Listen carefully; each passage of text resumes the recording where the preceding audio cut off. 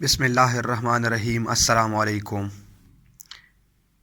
آج ہم بات کریں گے قادیانیت کے بارے میں کہ اس غلیظ فرقے کی ابتدا کب اور کیسے ہوئی اور اس کے اسباب کیا تھے اور کیسے پروان چڑھی۔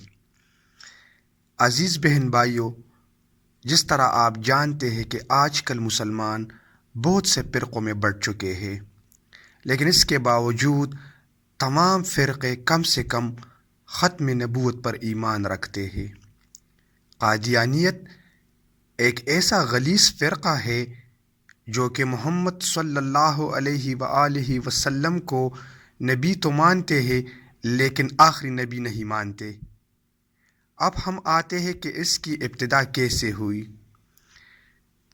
جب ملکہ وکٹوریہ نے برصغیر پر قبضہ کیا تو ہندوؤں کو جاگیریں اور خطابات دے کر اپنا بنا لیا، لیکن مسلمان معاشی بدحالی کا شکار ہو گئے۔ اس تمام صورتحال میں مسلمانوں کی حالات بہت نازک تھی، لیکن اس کے باوجود مسلمان جذبہ جہاد سے سرشار تھے۔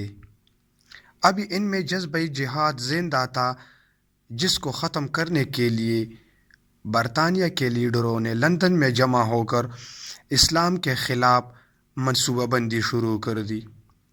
اس مقصد کے لیے مسلمانوں کے اندر باطل فرقوں کی بنیاد رکھ دی گئی۔ یہ باطل فرقے بظاہر اسلام کا لبادہ اڑے ہوئے تھے، لیکن ان کا مقصد اسلام کے اصول و ضوابط کو ملیامٹ کر دینا تھا۔ ہندوستان میں ان کا اہم ترین ایجنٹ مرزا غلام احمد قادیانی تھا۔ سب سے پہلے اس نے اسلام کا لبادہ اوڑھا، پھر مہدی ہونے کا دعویٰ کیا، پھر نبوت کا جھوٹا دعویٰ کیا اور کہنے لگا میں اللہ کا نبی ہوں، مجھ پر وحی نازل ہوتی ہے۔ جب کچھ لوگ ان کے بہکاوے میں آ گئے تو کہنے لگا کسی مسلمان کے لیے جائز نہیں کہ وہ انگریزوں کے خلاف اسلحہ اٹھائے۔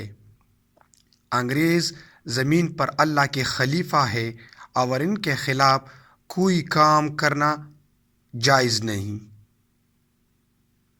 مرزا کے اس فتوے کے بعد انگریزوں کی خوشی کی انتہا نہ رہی۔ انہوں نے نہ صرف اس کی مالی امداد کی بلکہ ایسے لوگ بھی فراہم کیے جو اس کی پیروی کرے اور اس کے پیچھے چلے۔ فتنہ قادیانیت کی سرکوبی کے لیے مختلف مکاتب فکر کے علماء کرام اور بزرگان دین نے مل کر کام کیا۔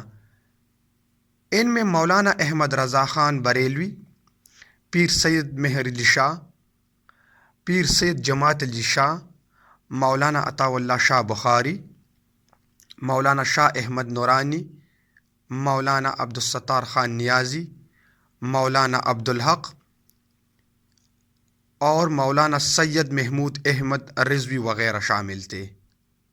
تو یہ تھا قادیانیت، اس کی ابتدا اور اس کے اسباب۔